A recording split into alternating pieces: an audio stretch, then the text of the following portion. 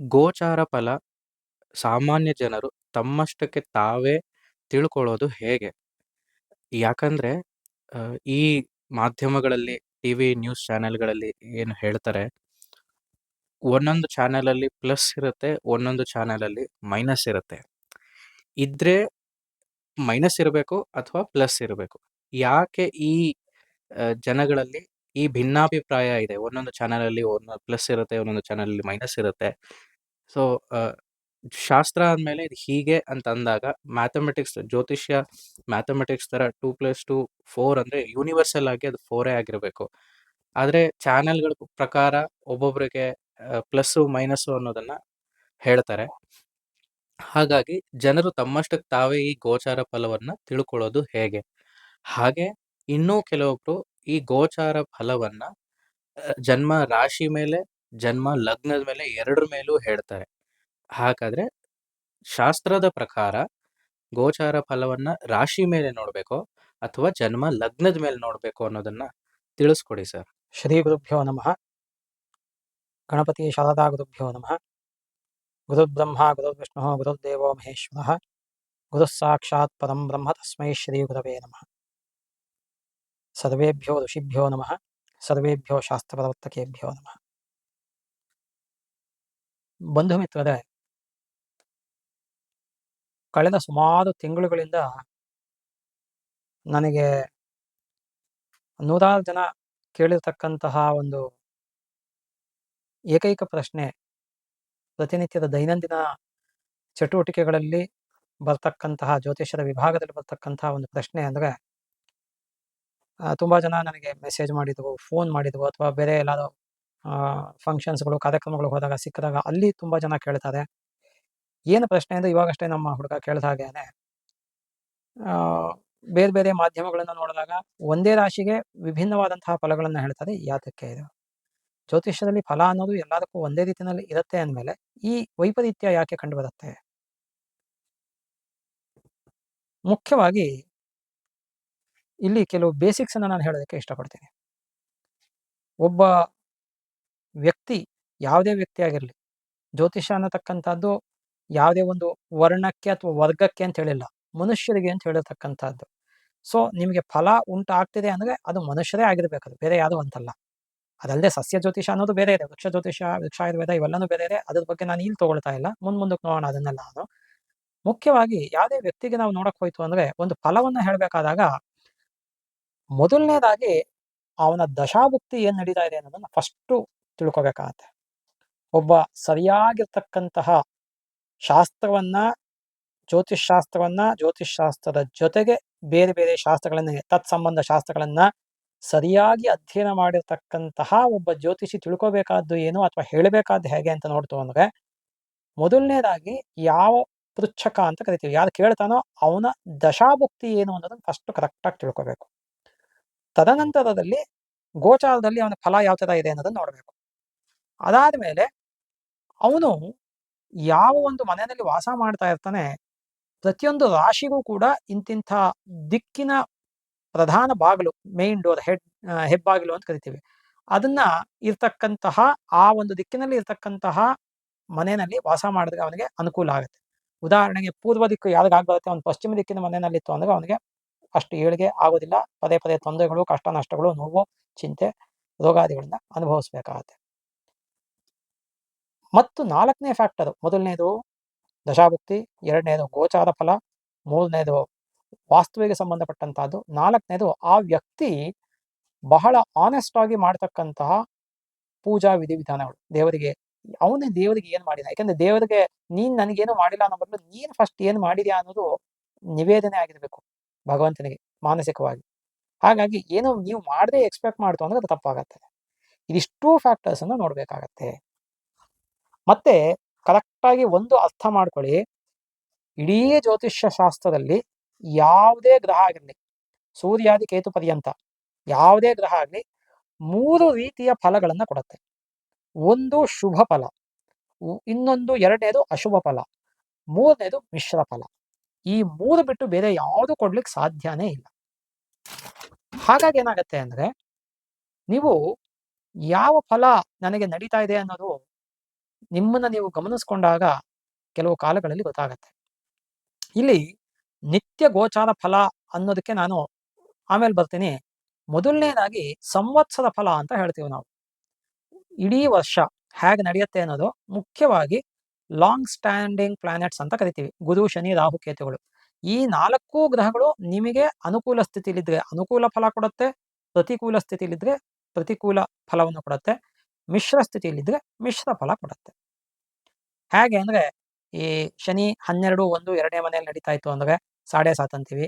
ಅಷ್ಟಮದಲ್ಲಿತ್ತು ಅಂದ್ರೆ ಅಷ್ಟಮ ಶನಿ ಅಂತೀವಿ. 4ನೇ ಮನೆಯಲ್ಲಿದ್ರೆ ಅರ್ಧಾಷ್ಟಮ ಶನಿ ಅಂತೀವಿ. 5 ಪಂಚಮ ಶನಿ ಅಂತೀವಿ. ಇದೆಲ್ಲವೂ ಕೂಡ ಅನುಕೂಲ ಫಲಗಳನ್ನು ಕೊಡೋದಿಲ್ಲ, ಪ್ರತಿಕೂಲ ಫಲಗಳನ್ನು ಕೊಡುತ್ತೆ. ಅದೇ ಶನಿ 9, 10ನೇ ಮನೆಯಲ್ಲಿದ್ದಾಗ ಅದು ಪ್ಲಸ್ಸು ಅಲ್ಲ ಮೈನಸ್ಸು ಅಲ್ಲ, ಒಂಥರ ಮಿಶ್ರ ಫಲಗಳನ್ನು ಕೊಡುತ್ತೆ ಅಲ್ಲಿ. ಅದೇ ಶನಿ 3, 6, 11ನೇ ಮನೆಯಲ್ಲಿತ್ತು ಅಂದ್ರೆ ಅನುಕೂಲ ಫಲಗಳನ್ನು ಕೊಡುತ್ತೆ. ಒಂದು ಉದಾಹರಣೆ ನಿಮ್ಗೆ ಕೊಟ್ಟಿದ್ದು ನಾನು. ಅದೇ ತರ ಗುರುಬಲ ಇತ್ತು ಅಂದ್ರೆ ನಿಮಗೆ ಆ ವರ್ಷದಲ್ಲಿ ಅನುಕೂಲಗಳು ಸುಮಾರು ಆಗತ್ತೆ, ಗುರುಬಲ ಇಲ್ಲ ಅಂದಾಗ ತೊಂದರೆಗಳು ಉಂಟಾಗತ್ತೆ. ಹೀಗೆ ಅರ್ಥ ಮಾಡ್ಕೋಬೇಕು ವರ್ಷ ಫಲವನ್ನು ನಾವು ನೋಡಕ್ ಹೋದಾಗ. ಇನ್ನು ಮಾಸ ಫಲ, ವರ್ಷ ಫಲ ಬಿಟ್ರೆ ನಮಗೆ ನೆಕ್ಸ್ಟ್ ಉಳ್ಕೊಳ್ಳೋದು, ನೆಕ್ಸ್ಟ್ ಬರೋದು ಅದನ್ನ ರೆಡ್ಯೂಸ್ ಮಾಡ್ತು ಅಂದ್ರೆ ಮಾಸ ಫಲಕ್ಕೆ ಬರುತ್ತೆ. ಮಾಸ ಫಲ ಅಂದ್ರೆ ತುಂಬಾ ಜನ ಅರ್ಥ ಮಾಡ್ಕೊಂಡಿರೋದು, ಅಥವಾ ಕೆಲವು ಜ್ಯೋತಿಷಿಗಳೇ ಅರ್ಥ ಮಾಡ್ಕೊಂಡಿರೋದು ಹೇಗೆ ಅಂದ್ರೆ ಜನವರಿ, ಫೆಬ್ರವರಿ, ಮಾರ್ಚ್ ತಿಂಗಳುಗಳಿಗೆ ಫಲ ಹೇಗೆ, ಅದು ಅಲ್ಲ, ತಪ್ಪದು.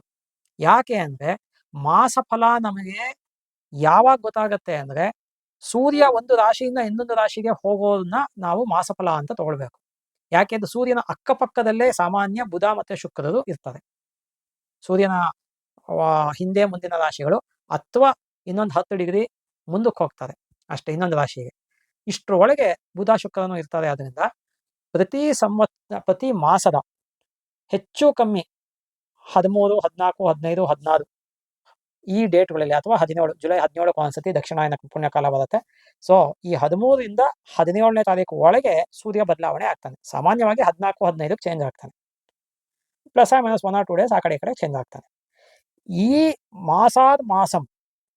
ಮಾಸದಿಂದ ಮಾಸ ಅಂದ್ರೆ ರಾಶಿಯಿಂದ ರಾಶಿಗೆ ಏನು ಹೋಗುತ್ತೆ ಅದು ಮಾಸಫಲ ನಾವು ಹೇಳಬೇಕಾದ್ದು, ನಿರ್ಣಯ ಮಾಡಬೇಕಾದ್ದು.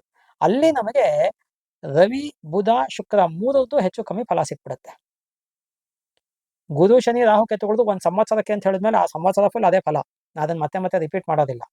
ಮಾಸಕ್ಕೆ ಬಂದಾಗ ನಮಗೆ ರವಿ, ಬುಧ, ಶುಕ್ರ 1 ತಿಂಗಳು ಪರ್ಯಂತ. ಯಾಕೆಂದ್ರೆ ರವಿ 30 ದಿನಗಳ ತನಕ ಒಂದು ರಾಶಿನಲ್ಲಿ ಇರ್ತಾನೆ, ಶುಕ್ರ ಮತ್ತೆ ಬುಧ 28 ಅಥವಾ 29 ದಿನಗಳಿರುತ್ತವೆ. ಸೊ ಅಪ್ರಾಕ್ಸಿಮೇಟ್ಲಿ 1 ಮಂತ್ ಅಂತ ತಗೋಬಹುದು. ಸೊ ರವಿ, ಬುಧ, ಶುಕ್ರರು 30 ದಿನಗಳ ಕಾಲ ಅಂತ ಇಟ್ಕೊಂಡ್ರೆ 1 ತಿಂಗಳು ಫಲ ಇರುತ್ತೆ. ಕುಜ 45 ದಿನಗಳು 45 ಡೇಸ್ ಒಂದು ರಾಶಿನಲ್ಲಿ ಇರ್ತಾನೆ. ಇವೆಲ್ಲವೂ ಕೂಡ ವಕ್ರಗತಿನಲ್ಲಿ ಹೋಗದೇ ಇದ್ದಾಗ. ಸೂರ್ಯ ಚಂದ್ರರಿಗೆ ವಕ್ರಗತಿ ಇಲ್ಲ, ರಾಹು ಕೇತುಗಳು ಸದಾ ವಕ್ರಗತಿನಲ್ಲಿ ತಿರುಗೋದು. ಹಾಗಾಗಿ ಕುಜಾದಿ ಪಂಚ ತಾರಾಗ್ರಹಗಳು ಅಂತ ಹೇಳ್ತೀವಿ. ಕುಜ, ಬುಧ, ಗುರು, ಶುಕ್ರ, ಶನಿ ಈ 5 ಗ್ರಹಗಳು ವಕ್ರಗತಿಯಲ್ಲಿ ಹೋಗದೇ ಇದ್ದಾಗ ಕುಜ 45 ದಿನ ಒಂದು ರಾಶಿನಲ್ಲಿ ಇರ್ತಾನೆ. ಸೊ ಆಗ 1.5 ತಿಂಗಳಿಗೆ ಒಂದು ಫಲ ಅನ್ನೋ ಲೆಕ್ಕಾಚಾರದಲ್ಲಿ ಕುಜನಿಂದ ಸಿಗತ್ತೆ.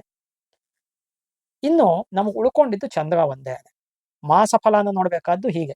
ನಿಮಗೆ ಇವಾಗ ಈ ರವಿ, ಕುಜ, ಶನಿ, ರಾಹು, ಕೇತು ಕರೆಕ್ಟಾಗಿ ಅರ್ಥ ಮಾಡ್ಕೊಳ್ಳಿ. ಇಲ್ಲಿಂದ ಫಲವನ್ನ ನಾನು ಹೇಳ್ತಾ ಇದ್ದೀನಿ. ರವಿ, ಕುಜ, ಶನಿ, ರಾಹು, ಕೇತು ಈ 5 ಗ್ರಹಗಳು ಕೂಡ ಗೋಚಾರದಲ್ಲಿ ನಿಮ್ಮ ಜನ್ಮ ರಾಶಿಯಿಂದ 3, 6, 11ನೇ ಮನೆಗಳಲ್ಲಿ ಇದ್ದಾಗ ಮಾತ್ರ ಶುಭ ಫಲಗಳನ್ನ ಕೊಡುತ್ತೆ. ಇಷ್ಟು ನೀವು ಅರ್ಥ ಮಾಡ್ಕೋಬಹುದು ಅಂತ ಅನ್ಕೊಂಡಿದ್ದೀನಿ ನಾನು. ರವಿ, ಕುಜ, ಶನಿ, ರಾಹು, ಕೇತು. ರವಿ, ಕುಜ, ಶನಿ, ರಾಹು, ಕೇತು ಮತ್ತೆ ಹೇಳ್ತಾ ಇದ್ದೀನಿ. ನಿಮ್ಮ ಜನ್ಮ ರಾಶಿಯಿಂದ 3ನೇ ಮನೆ, ಜನ್ಮ ರಾಶಿಯಿಂದ 3ನೇ ಮನೆ, ರಾಶಿನೂ ಕೌಂಟ್ ಮಾಡ್ಕೋಬೇಕು 1 ಅಂತ, 1, 2, 3 ಅದೇ ತಾನೇ 3, 6, 11ನೇ ಸ್ಥಾನಗಳಲ್ಲಿ ಅಥವಾ ಭಾವಗಳಲ್ಲಿ ಇದ್ದಾಗ ಶುಭ ಫಲವನ್ನ ಕೊಡುತ್ತೆ. ಮತ್ತೆ ಗುರು 2, 5, 7, 9, 11 ಕರೆಕ್ಟಾಗಿ ಅರ್ಥ ಮಾಡ್ಕೊಳ್ಳಿ. ನಿಮ್ಮ ಜನ್ಮ ರಾಶಿಯಿಂದ ಬೃಹಸ್ಪತಿ, ಜುಪಿಟರ್ ಅಂದರೆ ಗುರುಗ್ರಹ 2ನೇ ಮನೆ, 5ನೇ ಮನೆ, 7ನೇ ಮನೆ, 9ನೇ ಮನೆ, 11ನೇ ಮನೆ ಈ 5 ಸ್ಥಾನಗಳಲ್ಲಿ ಇದ್ದಾಗ ಮಾತ್ರ ಗುರುಬಲ ಇದೆ ಅಂತ ಅರ್ಥ. ಈ ಗುರು ಶುಭ ಫಲಗಳನ್ನ ಕೊಡ್ತಾನೆ. ಇದೆಲ್ಲವೂ ಕೂಡ ನಾ ಹಿಂದೆ ಹೇಳ್ದಂಗೆ ನಿಮ್ ದಶಾಭುಕ್ತಿ ಚೆನ್ನಾಗಿರ್ಬೇಕು, ನೀವು ವಾಸ ಮಾಡ್ತಕ್ಕಂಥ ದಿಕ್ಕು ಪ್ರಧಾನ ಆಗಿರುತ್ತೆ ಇಂತಿಂಥ ರಾಶಿಗೆ. ಅದನ್ನು ಹೇಳ್ತೀನಿ ಇದೇ ವಿಡಿಯೋದಲ್ಲಿ, ಅದನ್ನು ಹೇಳ್ಬಿಡ್ತೀನಿ. ಯಾಕೆಂದ್ರೆ ಎಲ್ಲಾ ವಿಡಿಯೋದಲ್ಲಿ ಒಂದು ವಿಡಿಯೋದಲ್ಲಿ ನಿಮ್ಗೆ ಎಲ್ಲಾ ಇನ್ಫಾರ್ಮೇಶನ್ ಸಿಗಲಿ ಅನ್ನೋ ಉದ್ದೇಶದಿಂದ ಇದನ್ನ ಮಾಡ್ತಿರ್ತಕ್ಕಂಥದ್ದು. ನಾವು ಜನಗಳಿಗೆ ಮಿಸ್ಗೈಡ್ ಮಾಡುವಂತಹ ಜನಗಳು ತುಂಬಾ ಜನ ಇದ್ದಾರೆ. ಅದರಿಂದ ಅದನ್ನ ಪರಿಹಾರ ಮಾಡೋದಕ್ಕೆ ನನಗೆ ನೂರಾರು ಜನಗಳು ಕೇಳಿದ್ವು, ಅದರಿಂದ ಈ ವಿಡಿಯೋವನ್ನು ಮಾಡ್ತಿರ್ತಕ್ಕಂಥದ್ದು. ಹಾಗಾಗಿ 2, 5, 7, 9, 11 ಸ್ಥಾನಗಳಲ್ಲಿ ಗುರು ಇತ್ತು ಅಂದ್ರೆ ಗುರುಬಲ ಇರುತ್ತೆ, ಆ ವರ್ಷ ನಿಮಗೆ ಅನುಕೂಲ ಆಗತ್ತೆ. ಇನ್ನು ನಮಗೆ ಉಳ್ಕೊಂಡಿದ್ದು ಈ ಬುಧ ಮತ್ತೆ ಶುಕ್ರರು. ಬುಧ ಅನ್ನತಕ್ಕಂಥವನು ಜನ್ಮರಾಶಿಯಿಂದ, ಕರೆಕ್ಟ್ ಆಗಿ ಅರ್ಥ ಮಾಡ್ಕೊಳ್ಳಿ, ಬುಧ ಅನ್ನತಕ್ಕಂಥವನು ನಿಮ್ಮ ಜನ್ಮರಾಶಿಯಿಂದ 2, 4, 6, 8, 10, 11, 2, 4, 6, 8, 10 ಅಂದ್ರೆ ಎಲ್ಲ ಈವನ್ ನಂಬರ್ಸ್ ಆಯ್ತು. ಲಾಸ್ಟ್ ಅಲ್ಲಿ 11 ಒಂದು. ಆ 11ನೇ ಮನೆಯಲ್ಲಿ ಎಲ್ಲಾ ಗ್ರಹಗಳು ಶುಭ ಫಲವನ್ನು ಕೊಡುತ್ತೆ. ಸರ್ವೇ ಗ್ರಹ ಲಾಭಸ್ಥಾನೆ, 11ನೇ ಮನೆ ಅಂದ್ರೆ ಲಾಭಸ್ಥಾನ ಅಂತ ಕರಿತೀವಿ ಜ್ಯೋತಿಷದಲ್ಲಿ. ಸರ್ವೇ ಗ್ರಹ ಲಾಭಸ್ಥಾನೆ ಶುಭದಾಹ ಅಂತ ಹೇಳುತ್ತೆ ಶಾಸ್ತ್ರದಲ್ಲಿ. ಹಾಗಾಗಿ 11ನೇ ಮನೆ ಬಗ್ಗೆ ನಾನು ಹೇಳಬೇಕಾಗಿಲ್ಲ, ಪ್ರತಿಯೊಂದಕ್ಕೂ ಸಪರೇಟ್ ಆಗಿ ಎಲ್ಲಾ ಗ್ರಹಗಳು ಕೂಡ ರವ್ಯಾದಿ ಕೇತು ಪರ್ಯಂತ ಶುಭ ಫಲವನ್ನ ಕೊಡುತ್ತೆ. ಇನ್ನು ಬುಧ 2, 4, 6, 8, 10 ಈವನ್ ನಂಬರ್ಸ್ ಅಂತ ನೆನ್ಪಿಟ್ಕೊಳ್ಳಿ ನೀವು ಬುಧನಿಗೆ. ಈ 2, 4, 6, 8, 10 ಸ್ಥಾನಗಳಲ್ಲಿ ನಿಮ್ಮ ಜನ್ಮರಾಶಿಯಿಂದ ಇದ್ದಾಗ ಶುಭ ಫಲವನ್ನ ಕೊಡ್ತಾನೆ. ಇನ್ನು ಶುಕ್ರ ಉಳ್ಕೊಂಡಿದ್ದು, ಯಾಕೆಂದ್ರೆ ರವಿ, ಕುಜ, ಶನಿ, ರಾಹು, ಕೇತು ಆಗೋಯ್ತು, ಗುರು ಆಯ್ತು, ಬುಧ ಆಯ್ತು, ಶುಕ್ರ ಬಂದ್ಬಿಟ್ಟು ನಿಮಗೆ 6, 7 ಕರೆಕ್ಟ್ ಆಗಿ ಅರ್ಥ ಮಾಡ್ಕೊಳ್ಳಿ. ಈ ಶುಕ್ರ ಬಂದ್ಬಿಟ್ಟು ನಿಮಗೆ 6, 7 ಮತ್ತು 10ನೇ ಮನೆಗಳಲ್ಲಿ ಶುಭ ಫಲ ಕೊಡೋದಿಲ್ಲ. ಇಲ್ಲಿ ನಾನು ಯಾವ್ದು ಕೊಡೋದಿಲ್ಲ ಅನ್ನೋದು ಫಸ್ಟ್ ಹೇಳ್ತೀನಿ, ಯಾಕೆಂದ್ರೆ ಇದು 3ಕ್ಕೆ ಕೊಡೋದಿಲ್ಲ, ಇನ್ನು ಎಲ್ಲಾ ಸ್ಥಾನದಲ್ಲೂ ಕೊಡ್ತಾನೆ ಅಂತ ಅರ್ಥ. ಶುಕ್ರ, ವೀನಸ್, ಶುಕ್ರ ಗ್ರಹ ನಿಮ್ಮ ಜನ್ಮರಾಶಿಯಿಂದ 6, 7, 10 ಈ 3 ಸ್ಥಾನಗಳಲ್ಲಿ ಅಥವಾ ಭಾವಗಳಲ್ಲಿ ನಿಮ್ಮ ಜನ್ಮರಾಶಿಯಿಂದ ಶುಭ ಫಲವನ್ನ ಕೊಡೋದಿಲ್ಲ. ಅಂದ್ರೆ 1, 2, 3, 4, 5 ಆಮೇಲೆ 8, 9, 11, 12 ಇದೊಂದು ವಿಶೇಷ ಶುಕ್ರ ಗ್ರಹಂಗೆ. ಯಾವ ಗ್ರಹಗಳು ಕೂಡ ನಿಮ್ಮ ಜನ್ಮರಾಶಿಯಿಂದ ವ್ಯಯಸ್ಥಾನ, 12ನೇ ಮನೆ ಅಂದ್ರೆ ವ್ಯಯಸ್ಥಾನ, ಹೌಸ್ ಆಫ್ ಎಕ್ಸ್ಪೆಂಡಿಚರ್, ವ್ಯಯಸ್ಥಾನಕ್ಕೆ ಬಂದಾಗ ಶುಭ ಫಲವನ್ನ ಕೊಡೋದಿಲ್ಲ. ಆದ್ರೆ ಶುಕ್ರ ಒಬ್ಬನೇ 12ನೇ ಮನೆಗೆ ಬಂದಾಗ ಖರ್ಚು ಮಾಡಿಸ್ತಾನೆ ಸ್ವಲ್ಪ ಮಟ್ಟಿಗೆ, ಆದ್ರೆ ಆದಾಯನೂ ಕೊಡ್ತಾನೆ. ಇದನ್ನ ಅರ್ಥ ಮಾಡ್ಕೋಬೇಕು. ಹಾಗಾಗಿ ಇದಿಷ್ಟನ್ನ ನೀವು ಕರೆಕ್ಟ್ ಆಗಿ ಅರ್ಥ ಮಾಡ್ಕೊಳ್ತು ಅಂದ್ರೆ ಆಗ ನಿಮ್ಮ ಜನ್ಮರಾಶಿಯ ಫಲಗಳನ್ನ ನೀವೇ ಅರ್ಥ ಮಾಡ್ಕೋಬಹುದು. ಇನ್ನು ಲಾಸ್ಟ್ ಉಳ್ಕೊಂಡಿದ್ದು ದಿನ ಭವಿಷ್ಯ ಅಂತ ಏನು ಹೇಳ್ತಾರೆ, ಇಲ್ಲಿ ಯಾತಕ್ಕೆ ಡಿಫರೆನ್ಸಸ್ ಬರುತ್ತೆ ಅನ್ನೋದು ಮೂಲ ಪ್ರಶ್ನೆ ಇರತಕ್ಕಂತಹದ್ದು. ಬಹುಶಃ ನಾನ್ ಅನ್ಕೊಂಡಿರ್ತಕ್ಕಂಥದ್ದು ಕರೆಕ್ಟ್ ಆಗಿ ನಿಮಗೆ ಇಲ್ಲಿ ಹೇಳ್ತಾ ಇದ್ದೀನಿ, ಶಾಸ್ತ್ರಗಳಲ್ಲಿ ಇವೆಲ್ಲದಕ್ಕೂ ಕೂಡ ಫಲ ಒಂದೇ ಇದೆ. ನಾನು ಯಾವ್ಯಾವ್ದು ಮನೆಗಳು ಶುಭ ಫಲ ಕೊಡುತ್ತೆ ಅಂತ ಹೇಳಿದ್ದೀನಿ ಅದಕ್ಕೆ ಶುಭ ಫಲ ಇದೆ, ಯಾವ್ಯಾವ್ದಕ್ಕೆ ಕೊಡಲ್ಲ ಅಂತ ಹೇಳಿದ್ದೀನಿ ಅದಕ್ಕೆ ಅಶುಭ ಫಲ ಇದೆ, ಕೆಲವು ಮಿಶ್ರ ಫಲಗಳು ಇರುತ್ತೆ ಅನ್ನೋದನ್ನು ಈಗ ಆಲ್ರೆಡಿ ಸೂಚಿಸಿದೀನಿ ನಾನು. ಉದಾಹರಣೆಗೆ ಶನಿ 9, 10ನೇ ಮನೇಲಿ ಇದ್ದಾಗ ಅನ್ನೋದನ್ನು ಸೂಚಿಸಿದ್ದೀನಿ. ಇದೇ ರೀತಿನಲ್ಲಿ ಚಂದ್ರ ನಮಗೆ 1, 7 1ನೇ ಸ್ಥಾನ, 7ನೇ ಸ್ಥಾನ ಪ್ಲಸ್ ಉಪಚಯ ಸ್ಥಾನ. ಉಪಚಯ ಅಂದ್ರೆ ಏಳಿಗೆ ಅಥವಾ ಅಭಿವೃದ್ಧಿ ಅಂತ ಅರ್ಥ. ಉಪಚಯ ಸ್ಥಾನಗಳು ಅಂದ್ರೆ ನಿಮ್ಮ ಜನ್ಮರಾಶಿಯಿಂದ 3, 6, 10, 11 ಕರೆಕ್ಟ್ ಆಗಿ ಅರ್ಥ ಮಾಡ್ಕೊಳ್ಳಿ. ಇನ್ನೂ ಒಂದ್ಸತಿ ಹೇಳ್ತೀನಿ, ನಿಮ್ಮ ಜನ್ಮರಾಶಿಯಿಂದ ಚಂದ್ರ 1 ಮತ್ತೆ 7 ಲಗ್ನ ಮತ್ತೆ ಸಪ್ತಮ, ಮತ್ತೆ 3, 6, 10, 11 ಇದು ಉಪಚಯ ಸ್ಥಾನಗಳು. ಇಷ್ಟು ಸ್ಥಾನಗಳಲ್ಲಿ ಅಥವಾ ಭಾವಗಳಲ್ಲಿ ಇದ್ದಾಗ ಶುಭ ಫಲವನ್ನ ಕೊಡ್ತಾನೆ. ಇದು ಬಿಟ್ಟು ಇನ್ಯಾವ ಭಾವದಲ್ಲಿದ್ದರೂ ಶುಭ ಫಲ ಕೊಡೋದಿಲ್ಲ ಅನ್ನೋದು ಒಂದು ಜನರಲ್ ರೂಲ್ ಇದು. ಇಲ್ಲಿ ನಮಗೆ ಈ ದಿನ ಭವಿಷ್ಯವನ್ನು ಹೇಳಬೇಕಾದಾಗ ಚಂದ್ರನದು ಉಪಚಯ ಸ್ಥಾನ ಮತ್ತೆ ಲಗ್ನ ಸಪ್ತಮ ಸ್ಥಾನಗಳಲ್ಲಿ ಶುಭ ಫಲ ಕೊಡ್ತಾನೆ ಅಂತ ಹೇಳಿದೆ. ಇದಲ್ಲದೆ ಇದು ಜನರಲ್ ರೂಲು, ನಮಗೆ ಪ್ರಿಡಿಕ್ಷನ್ ಅಲ್ಲಿ ಫಲಭಾಗದಲ್ಲಿ ಸ್ಪೆಷಲ್ ರೂಲ್ ಅಂತ ಇದೆ. ಅದೇನು ಅಂದ್ರೆ ಚಂದ್ರ ವೃದ್ಧಿ ಚಂದ್ರ ಇದ್ದಾಗ ಅಂತ ತಗೊಳ್ತಾ ಇರೋದಿಲ್ಲ. 2, 5, 9ನೇ ಸ್ಥಾನಗಳಲ್ಲಿ ಕ್ಷೀಣ ಚಂದ್ರನಾದಾಗ ನಮಗೆ ಈ ಒಂದು ಅಶುಭ ಫಲವನ್ನ ಕೊಡ್ತಾನೆ. ಇದನ್ನ ಜ್ಯೋತಿಷಿಗಳು ಒಬ್ಬೊಬ್ಬರನ್ನೊಂಥರ ವ್ಯಾಖ್ಯಾನ ಮಾಡ್ಕೊಂಡಿದ್ದಾರೆ ಅಂತ ಹೇಳ್ಬೋದು ಬಹುಶಃ. ಯಾಕೆ ಅಂದ್ರೆ ಇಲ್ಲಿ ಶಾಸ್ತ್ರದಲ್ಲಿ ವೃದ್ಧಿ ಚಂದ್ರ ಮತ್ತೆ ಕ್ಷೀಣ ಚಂದ್ರ ಅಂತ ತಗೊಳ್ತಾರೆ. ಇದನ್ನ ಕೆಲವರು ಯಾವ ತರ ವ್ಯಾಖ್ಯಾನ ಮಾಡ್ತಾರೆ ಅಂದ್ರೆ ವೃದ್ಧಿ ಚಂದ್ರ ಅಂದ್ರೆ ಶುಕ್ಲ ಪಕ್ಷದಿಂದ ಹುಣ್ಣಿಮೆ ತನಕ ವೃದ್ಧಿ ಚಂದ್ರ, ಆಮೇಲೆ ಕ್ಷೀಣ ಚಂದ್ರ ಅಂತ ಕೆಲವರು ವ್ಯಾಖ್ಯಾನ ಮಾಡಿದರೆ, ಇನ್ನು ಕೆಲವು ಪಂಡಿತರುಗಳು ಶುಕ್ಲ ಪಕ್ಷದ ಪಂಚಮಿಯಿಂದ ಕೃಷ್ಣ ಪಕ್ಷದ ಪಂಚಮಿ ತನಕನೂ ಕೂಡ ವೃದ್ಧಿ ಚಂದ್ರ, ಅದಾದ್ಮೇಲೆ ಕ್ಷೀಣ ಚಂದ್ರ ಅಂತ ಕೆಲವರು ತಗೊಳ್ತಾರೆ. ಇನ್ನು ಕೆಲವರು ಶುಕ್ಲ ಪಕ್ಷದ ಅಷ್ಟಮಿಯಿಂದ ಕೃಷ್ಣ ಪಕ್ಷದ ಅಷ್ಟಮಿ ತನಕ ವೃದ್ಧಿ ಚಂದ್ರ, ಕೃಷ್ಣ ಪಕ್ಷದ ಅಷ್ಟಮಿಯಿಂದ ಕ್ಷೀಣ ಚಂದ್ರ ಆಗ್ತಾನೆ ಅಂತ ತಗೊಳ್ತಾರೆ. ಸೊ ಇಲ್ಲಿ ಮತಭೇದಗಳು ಇದೆ. ಆದ್ದರಿಂದ ಈ ಚಂದ್ರ ನಿಮ್ಮ ಜನ್ಮರಾಶಿಯಿಂದ 2, 4, 5, 9 4 ಇಲ್ಲ 2, 5, 9 4ರಲ್ಲಿ ಯಾವತ್ತೂ ಶುಭ ಫಲವನ್ನ ಚಂದ್ರನಿಗೆ ಹೇಳೇ ಇಲ್ಲ. ನಾನು ಪ್ರತಿದಿನ ಈ ಗೋಚಾರದ ಫಲಗಳನ್ನ ಜನ ಹೇಳಬೇಕಾದಾಗ ಯಾರ್ಯಾರು ಹೇಳ್ತಾ ಇರ್ತಾರೆ ಅಬ್ಸರ್ವ್ ಮಾಡ್ತಾ ಇರ್ತೀನಿ ನಾನು.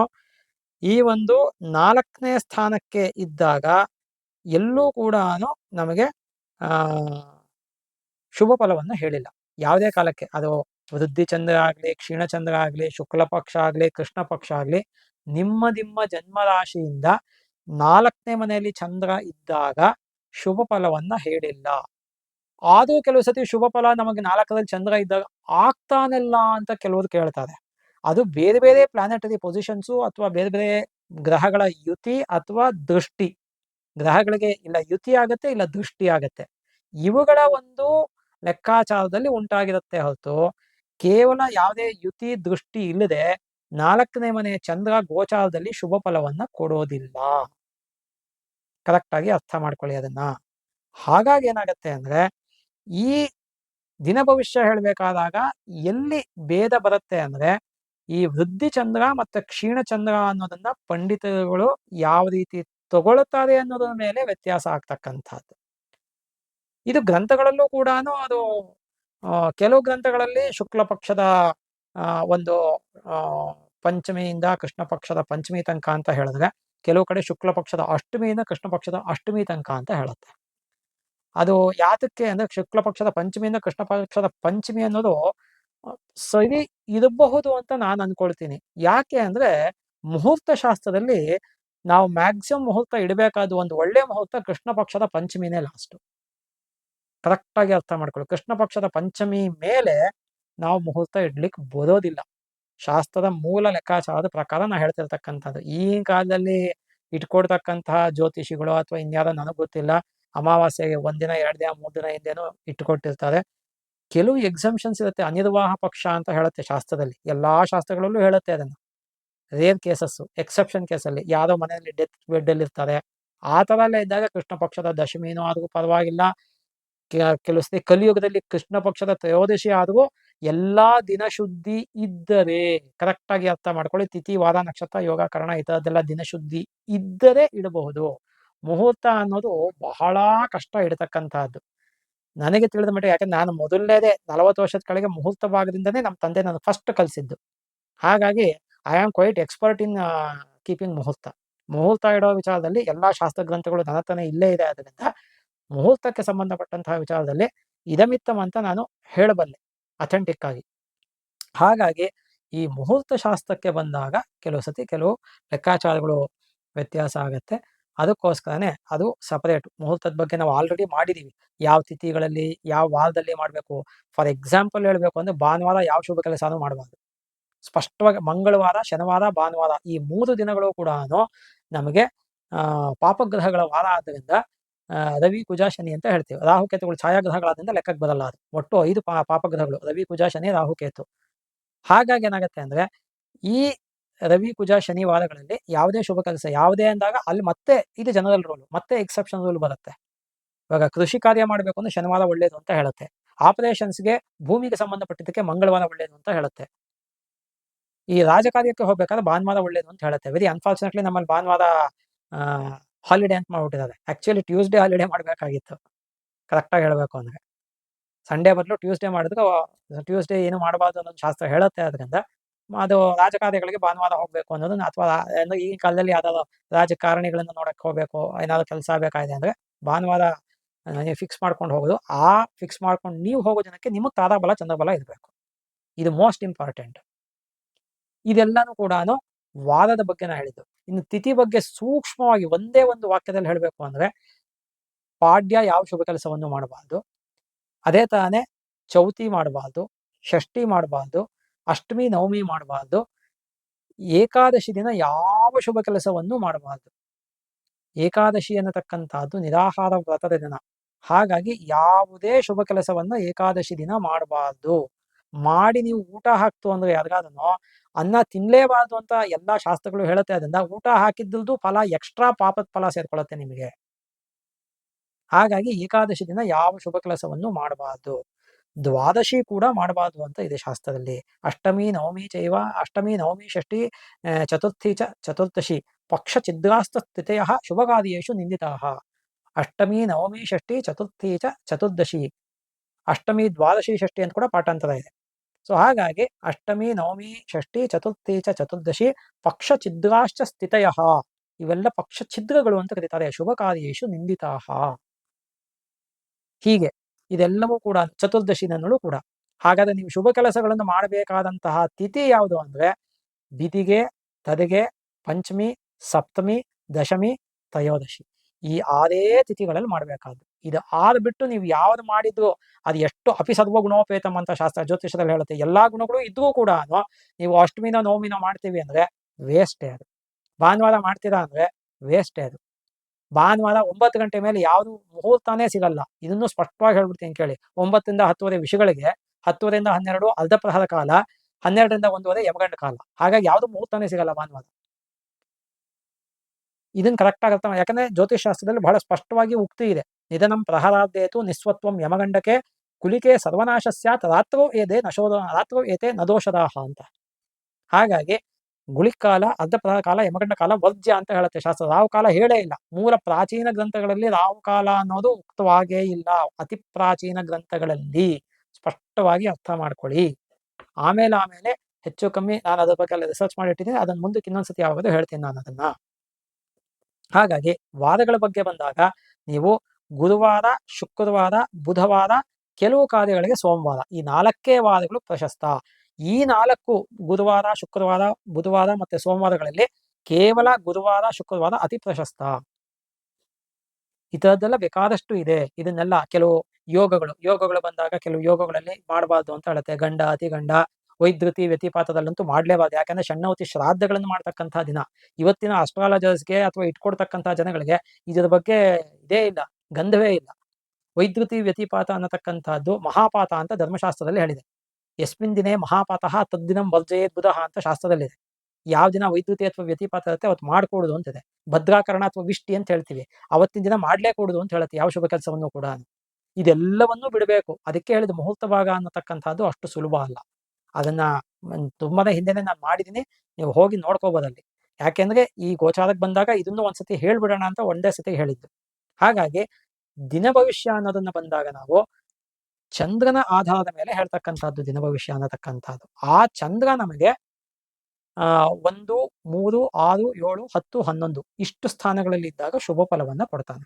ಬೇರೆ ಸ್ಥಾನಗಳಲ್ಲಿ ಶುಭ ಫಲವನ್ನ ಕೊಡಲ್ಲ ಅನ್ನೋದು ಒಂದು ಲೆಕ್ಕಾಚಾರ. ಆದ್ರೆ ವೃದ್ಧಿ ಚಂದ್ರ ಜನ್ಮರಾಶಿಯಿಂದ 2, ಮತ್ತೆ 5 ಮತ್ತೆ 9ನೇ ಸ್ಥಾನಗಳಲ್ಲಿ ಶುಭ ಫಲವನ್ನ ಕೊಡ್ತಾನೆ. 2, 5, 9 ಕರೆಕ್ಟಾಗಿ ಅರ್ಥ ಮಾಡ್ಕೊಳ್ಳಿ.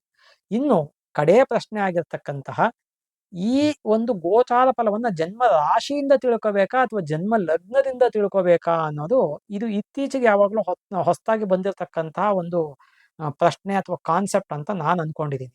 ಯಾಕೆ ಅಂದ್ರೆ ನಮಗೆ ಶಾಸ್ತ್ರದಲ್ಲಿ ಒಂದು ಮಾತು ಬರುತ್ತೆ.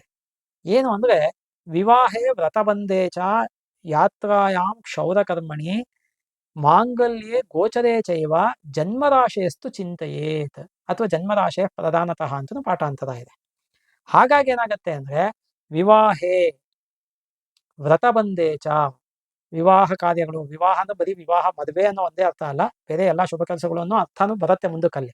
ವಿವಾಹೇ ವ್ರತಬಂಧೇಚ, ಯಾವುದೇ ವ್ರತಗಳನ್ನ ನಾವು ಹೊಸದಾಗಿ ಅನುಷ್ಠಾನಗಳನ್ನ ಮಾಡಬೇಕಾದಾಗ, ಯಾತ್ರಾಯಾಮ್ ಕ್ಷೌರಕರ್ಮಣಿ, ಪ್ರಯಾಣ ಹೋಗ್ಬೇಕಾದ್ರೆ, ಯಾವ್ದಾದ್ರು ಒಂದು ಊರಿಂದ ಊರಿಗೆ ಪ್ರಯಾಣ ಹೋಗ್ಬೇಕಾದ್ರೆ, ಒಂದೇ ಊರಲ್ಲಿ ನೀವು ಇವಾಗ ಚಾಮರಾಜಪೇಟೆನ ಜಯನಗರಕ್ಕೆ ಹೋಗ್ಬೇಕಾದ್ರೆ ಮಲ್ಲೇಶ್ವರಕ್ಕೆ ಹೋಗ್ಬೇಕಾದ್ರೆ ಲೆಕ್ಕ ಅಲ್ಲ ಅದು. ಒಂದು ಊರಿಂದ ಇನ್ನೊಂದು ಊರಿಗೆ ಹೋಗ್ಬೇಕಾದ್ರೆ ಯಾತ್ರಾಯಾಮ್ ಕ್ಷೌರಕರ್ಮಣಿ, ನೀವು ಹೇರ್ ಕಟ್ ಮಾಡಿಸ್ಕೋಬೇಕಾದ್ರೆ, ಮಾಂಗಲ್ಯೇ ಗೋಚರೇ ಚೈವ, ಮಾಂಗಲ್ಯ ಅಂದ್ರೆ ಮಂಗಳ ಕಾರ್ಯಗಳಲ್ಲಿ ಅಂತ ಅರ್ಥ. ಗೊತ್ತಾಗ್ತಿದ್ಯಾ? ಮಂಗಲಸ್ಯ ಇದಂ ಮಾಂಗಲ್ಯಂ ತಸ್ಮಿನ್ ಮಾಂಗಲ್ಯೇ ಅಂದ್ರೆ ಶುಭ ಕೆಲಸಗಳಲ್ಲಿ, ಎಲ್ಲ ಶುಭ ಕೆಲಸಗಳಲ್ಲಿ, ಗೋಚರೇ ಚೈವ, ಗೋಚಾರದ ಫಲವನ್ನು ತಿಳ್ಕೋಬೇಕಾದಾಗ ಜನ್ಮರಾಶಿಯಸ್ತು ಚಿಂತೆಯೇತ್, ಜನ್ಮ ರಾಶಿಯಿಂದನೇ ತಿಳ್ಕೋಬೇಕು, ಜನ್ಮ ಲಗ್ನದಿಂದ ಅಂತ ಹೇಳೇ ಇಲ್ಲ ಎಲ್ಲೋನು. ಇತ್ತೀಚೆಗೆ ಯಾರೋ ತಿಳಿದೇ ಇರತಕ್ಕಂತಹ ಕೆಲವು ಜ್ಯೋತಿಷಿಗಳು ಇದನ್ನ ಹುಟ್ಟಾಕೊಂಡಿರ್ತಕ್ಕಂತಹದ್ದು ಅಂತ ಹೇಳ್ಬೋದು. ಹಾಗಾಗಿ ಇಷ್ಟೂ ಕಡೆನೂ ಕೂಡ ಜನ್ಮ ರಾಶಿಯಿಂದಾನೇ ನಾವು ತಿಳ್ಕೊಳ್ತಕ್ಕಂತಹದ್ದು. ಮತ್ತೆ ನಿಮ್ಮ ಗೋಚಾರ ಫಲಗಳನ್ನ ನಾನು ಹೇಳಿರ್ತಕ್ಕಂಥದ್ದನ್ನ ಬಹಳ ನಿಧಾನವಾಗಿ ಹೇಳ್ಕೊಂಡು ಹೋಗಿದ್ದೀನಿ ಎಲ್ಲ. ನಾನು ನೀವು ಒಂದು ಚಾರ್ಟ್ ಮಾಡಿ ಇಟ್ಕೊಂಡ್ಬಿಟ್ರೆ ನಿಮಗೆ ಅರ್ಥವಾಗೋಗುತ್ತೆ ನನ್ನ ಟೈಮ್ ಇವತ್ತು ಚೆನ್ನಾಗಿದೆಯೋ ಚೆನ್ನಾಗಿಲ್ವೋ. ಇದೆಲ್ಲದಕ್ಕೂ ಕೂಡ ನೀವು ತಾರಾಬಲ ಚಂದ್ರಬಲಗಳನ್ನ ನೋಡ್ಕೋಬೇಕು. ತಾರಾಬಲ ಚಂದ್ರಬಲ ನಿಮಗೆ ಇದ್ದು, ನಿಮಗೆ ಗೋಚಾರದಲ್ಲಿ ಚಂದ್ರಬಲನೂ ಇದ್ದು ತಾರಾಬಲನೂ ಇದ್ದು ಗೋಚಾರದಲ್ಲೂ ಟೈಮ್ ಚೆನ್ನಾಗಿದ್ದು ದಶಾಭುಕ್ತಿನೂ ಟೈಮ್ ಚೆನ್ನಾಗಿದ್ದು ಅಂದ್ರೆ ನೀವು ಏನೇ ಕೆಲಸ ಮಾಡೋದು ಸಿದ್ಧತೆ. ಎಷ್ಟೋ ಸತಿ ನಾವು ಆಡು ಭಾಷೆನಲ್ಲಿ ಹೇಳ್ತೀವಿ, ಏನಪ್ಪ ಅವ್ನ ಟೈಮ್ ಮುಟ್ಟಿದ್ದೆಲ್ಲ ಬಂಗಾರ ಆಗೋಯ್ತು ಅಂತ. ಏನ್ ಹಾಗಂದ್ರೆ ಅರ್ಥ, ಅವನಿಗೆ ದಶಾಭುಕ್ತಿ ಚೆನ್ನಾಗಿದೆ, ಗೋಚಾರ ಚೆನ್ನಾಗಿದೆ, ಅವನು ವಾಸ ಮಾಡ್ತಾ ಇರ್ತಕ್ಕಂಥ ಚೆನ್ನಾಗಿದೆ. ಆ ಪಾಯಿಂಟಿಗೆ ಇವಾಗ ಬರ್ತೀನಿ ನಾನು. ಕರೆಕ್ಟಾಗಿ ಅರ್ಥ ಮಾಡ್ಕೊಂಬಿಡಿ ಯಾವ ರಾಶಿಯವರು ಯಾವ ದಿಕ್ಕಿನ. ಇದನ್ನ ಬೇಕಾದ್ರೆ 2 ಸತಿ ನಾವು ಯೂಟ್ಯೂಬಲ್ಲಿ ಮಾಡಿದೀವಿ, ಮತ್ತೆ ಮತ್ತೆ ಜನ ಅದನ್ನೇ ಕೇಳ್ತಿರೋದು, ಅದನ್ನು ಇಲ್ಲೇ ಇನ್ಕ್ಲೂಡ್ ಮಾಡ್ಬಿಡ್ತಾ ಇದ್ದೀನಿ. ಗೊತ್ತಾಯ್ತಾ? ಮೇಷ ಸಿಂಹ ಧನುಸ್ಸು ರಾಶಿಯವರು ಉತ್ತರ ದಿಕ್ಕಿನ ಮನೆಯಲ್ಲಿ ಅಥವಾ ಉತ್ತರ ದಿಕ್ಕಿನ ಮೇನ್ ಡೋರ್ ಹೆಬ್ಬಾಗಿಲಿರ್ತಕ್ಕಂಥ ಕಡೆ ವಾಸ ಮಾಡಬೇಕು. ಮೇಷ ಸಿಂಹ ಧನುಸ್ಸಿನವರು ಉತ್ತರ ದಿಕ್ಕು, ವೃಷಭ ತುಲಾ ಕುಂಭದವರು ಪಶ್ಚಿಮ ದಿಕ್ಕು, ಮಿಥುನ ಕನ್ಯಾ ಮಕರದವರು ದಕ್ಷಿಣ ದಿಕ್ಕು. ಅದೇ ರೀತಿಯಲ್ಲಿ ಕಟಕ ವೃಶ್ಚಿಕ ಮೀನ ರಾಶಿಯವರು ಪೂರ್ವ ದಿಕ್ಕು. ನಿಮ್ಮ ನಿಮ್ಮ ರಾಶಿಗಳಿಗೆ ಈ ದಿಕ್ಕು ಪ್ರಧಾನ.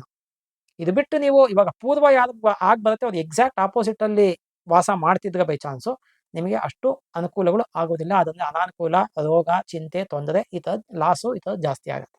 ದಕ್ಷಿಣ ಆಗೋದಕ್ಕೆ ಪಶ್ಚಿಮ ಇದಕ್ಕೆ ಉತ್ತರಕ್ಕಿತ್ತು ಅಂದ್ರೆ ಇದೇ ಥರನೇ ಆಗುತ್ತೆ. ಎಕ್ಸಾಕ್ಟ್ ಆಪೋಸಿಟ್ ಕೂಡ್ದು. ಇನ್ನು ಕೆಲವೊಂದು ಪ್ರಶ್ನೆ ಇದೆ, ನಾನು ಎಷ್ಟೋ ಸತಿ ಹೇಳ್ತಾ ಇರ್ತೇನೆ. ಇವಾಗ ನನಗೆ ಪೂರ್ವ ಆಗಿ ಬರುತ್ತೆ, ನನ್ನ ಹೆಂಡತಿಗೆ ಪಶ್ಚಿಮ ಆಗಿ ಬರುತ್ತೆ. ಅವಾಗ ನಾವೇನ್ ಮಾಡ್ಬೇಕು? ಮನೆ ಕಟ್ಟಬೇಕು. ಪೂರ್ವಕ್ಕೊಂದು ಬಾಗಿಲಿಡಿ, ಪಶ್ಚಿಮಕ್ಕೊಂದು ಬಾಗಿಲಿಡಿ. Simple solution. ಅಥವಾ ನಿಮಗೆ ಪೂರ್ವ ಆಗಿ ಬರುತ್ತೆ, ಇನ್ನೊಬ್ಬರಿಗೆ ದಕ್ಷಿಣ ಆಗಿ ಬರುತ್ತೆ. ಪೂರ್ವಕ್ಕೊಂದು ಬಾಗಿಲಿಗೆ ಸೈಡ್ ದಕ್ಷಿಣಕ್ಕಿಡಿ. ಇದೊಂದು ಸಿಂಪಲ್ ಸೊಲ್ಯೂಷನ್. ಸದ್ಯಕ್ಕೆ ಇಷ್ಟು ಸಾಕು ಅಂತ ಅನ್ಕೊಳ್ತೀನಿ ಈ ವಿಚಾರಕ್ಕೆ. ಇಷ್ಟು ನಿಲ್ಸಿರ್ತೇನೆ. ಇಷ್ಟೂ ವಿಚಾರಗಳನ್ನ ನೀವು ಸಮಾಜದ ಏಳಿಗೆಗೋಸ್ಕರ, ಸಮಾಜಕ್ಕೆ ಜನ ಮಿಸ್ಗೈಡ್ ಮಾಡ್ತಿದ್ದಾರೆ ಅನ್ನೋ ಕಾರಣಕ್ಕೋಸ್ಕರ ನಾನು ಇದನ್ನ ಮತ್ತೆ ಮಾಡಿರ್ತಕ್ಕಂತಹದ್ದು. ಹಾಗಾಗಿ ತಾವೆಲ್ಲರೂ ಕೂಡ ಈ ವಿಡಿಯೋನ ಹೆಚ್ಚು ಹೆಚ್ಚು ಜನಗಳಿಗೆ ಶೇರ್ ಮಾಡಿ, ಜನಗಳಲ್ಲಿ ಒಂದು ಅವೇರ್ನೆಸ್ ಕ್ರಿಯೇಟ್ ಮಾಡಿ ಅಂತ ನಾವು ಕೇಳ್ಕೊಳ್ತೀವಿ. ಹಾಗಾಗಿ ನಮ್ಮ ಒಂದು ಈ ಒಂದು ರಿಕ್ವೆಸ್ಟ್ ಅಥವಾ ಮನ್ನಣೆಯನ್ನ ತಾವು ಎಲ್ಲರೂ ಕೂಡ ಅನ್ಯಥಾ ಭಾವಿಸದೆ ಎಲ್ಲಾ ಜನಗಳಿಗೂ ಕೂಡ ನಿಮ್ಮ ಫ್ರೆಂಡ್ಸು, ಗ್ರೂಪ್ಸು, ಸ್ಟೇಟಸ್ಗಳೆಲ್ಲ ಹಾಕೊಳ್ತೀರಾ ಅಂತ ಅನ್ಕೊಂಡು ನಿಮ್ಮೆಲ್ರಿಗೂ ಒಳ್ಳೇದಾಗ್ಲಿ ಅಂತ ಹೇಳ್ತೀನಿ. ಇದ್ರ ಬಗ್ಗೆ ಏನಾದ್ರು ಪ್ರಶ್ನೆ, ಸಂಶಯ ಇತ್ತು ನೀವು ಯಾರು ಬೇಕಾದ್ರೂ ನಮಗೆ ಅಲ್ಲೇ ಕಮೆಂಟ್ ಮಾಡ್ಬೋದು, ಇಲ್ಲ ವಾಟ್ಸ್ಆ್ಯಪ್ ಮಾಡ್ಬೋದು. ನಂಬರ್ ಡಿಸ್ಪ್ಲೇ ಆಗ್ತಿರುತ್ತೆ ಅಲ್ಲಿ, ಅದಕ್ಕೆ ಮಾಡ್ಬೋದು. ಸರ್ವೇ ಸುಜನಾ ಸುಖಿನೋ ಭವಂತು, ಸಮಸ್ತ ಸನ್ಮಂಗಳಾನಿ ಭವಂತು.